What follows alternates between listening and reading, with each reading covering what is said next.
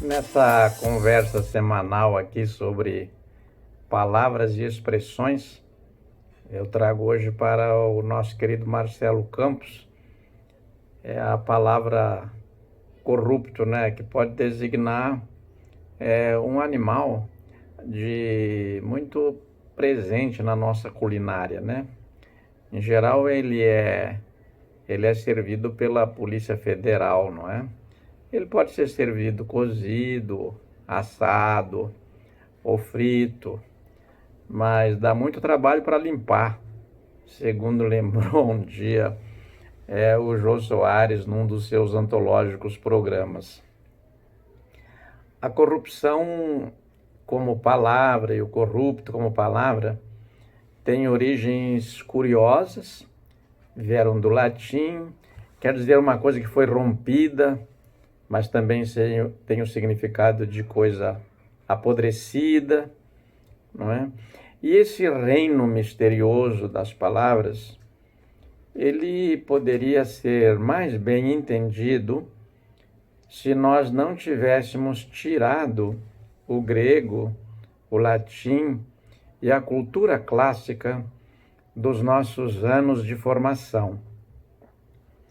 Então, está agora correndo na internet um movimento internacional muito interessante.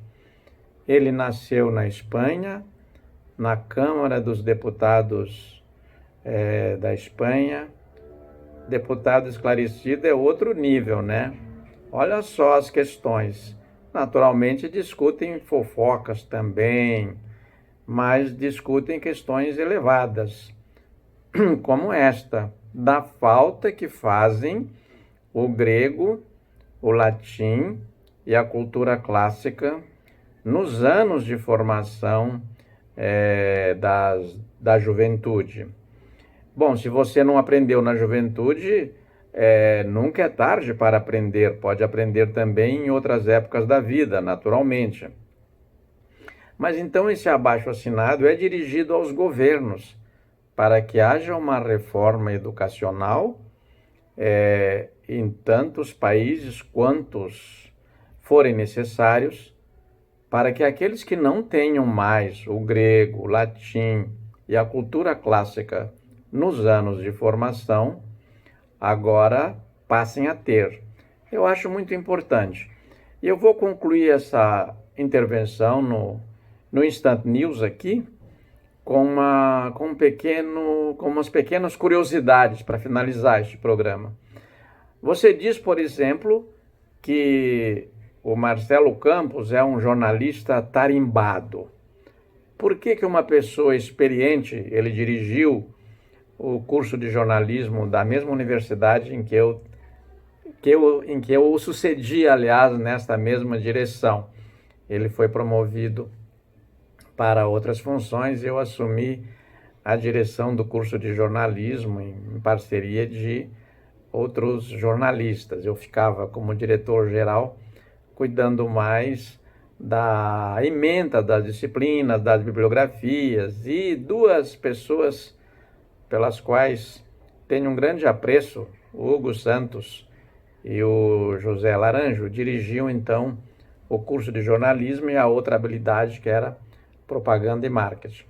Mas por que essas pessoas, como Marcelo, como Hugo, como Laranjo, são pessoas tarimbadas? Porque o militar tarimbado era aquele que dormia numa tarimba, então ele tinha a experiência de campo, ele sabia na prática como é que era a luta, porque ele tinha frequentado o campo de batalha, as campanhas militares, ele dormia numa tarimba. A tarimba é uma cama de campanha, é uma palavra que veio do árabe. O árabe dizia tarima, mas os árabes vieram para Portugal, ficaram cerca de 7 séculos lá em Portugal e na Espanha, E para nós, lusófonos, pareceu que eles diziam tarimba, porque os árabes têm sons na língua deles que nós não conseguimos reproduzir na nossa. Aliás, não conseguimos reproduzir muitos sons. Tanto que hoje você procura o X da questão. Sabe por que você diz o X e não outra letra? Porque o X, em português, representava um som, um fonema, que o árabe tinha e a língua portuguesa não tinha e não tem. Então a gente representava com o X, escrevia o X, aquela sílaba que você não produz, que você tem incapacidade de produzir. E foi daí que ele veio para as operações algébricas, encontrar o X da questão, este é o X da questão. Mas então, tarimbado tem um saber de experiências feito, como dizia o Camões, não é só a experiência que pegou nos bancos escolares. Este é um cara tarimbado. Assim, chutatis chutandi, o Osório, Manuel Osório, que tem estátuas desse militar, herói da Guerra do Paraguai, das revoluções federalistas lá do sul do Brasil, era um militar tarimbado. E diziam de outros que tinham a mesma patente que ele, que não eram tarimbados, quer dizer, não tinham passado pela tarimba, pelas campanhas. Porque você sabe, né, o sonho de todo militar, da vida militar, é travar uma guerra. A preparação é para isso, ou pelo menos era. E esta guerra depois mudou de designação, é outro assunto. Um dia vamos fazer aqui a etimologia da palavra guerra, que tem também uma origem curiosa. E é preciso ser tarimbado em etimologia, em língua portuguesa, para colocar esse carimbo, dizendo, olha, guerra quer dizer isso, tarimba quer dizer isso. Aliás, carimbo quer dizer marquinha, é uma palavra que veio do banto, uma língua africana. Vejam vocês, né? O símbolo da burocracia durante muito tempo foi o carimbo. E o carimbo veio de uma sociedade africana, de uma língua africana, o banto. Uma língua sem escrita, deu para nós naqueles anos uma palavra que ficou o símbolo da burocracia. Então a guerra será tema de outro assunto, de outra coluna. Ela é travada em outros campos de batalha, a batalha se dá em outros campos. Mudou de lugar, então, o campo de batalha. O meu campo de batalha, como escritor e professor, é este terreno, o da cultura. Na universidade, onde ensino há 40 anos, e também lecionei no ensino médio, também alfabetizei crianças e adultos, e como escritor.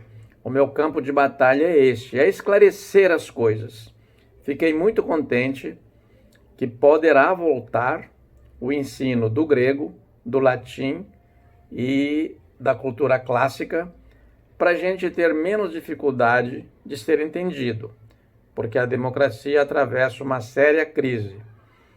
Hoje, há uma grande dúvida nesta crise democrática de você identificar quem é culpado, os representados ou os representantes. Era só o que faltava você culpar também os representados por mais esta, não é? O representado podia dizer, vocês escolheram os candidatos a representantes, passaram por todos os tribunais e agora eu votei neles e eles são corruptos, eles erraram e o culpado sou eu? Não, os culpados são eles. Então faz bem a Polícia Federal em oferecer esse prato saboroso da culinária nacional, que é um corrupto assado, frito ou cozido, mas dá trabalho para limpar. Muito obrigado e até de repente.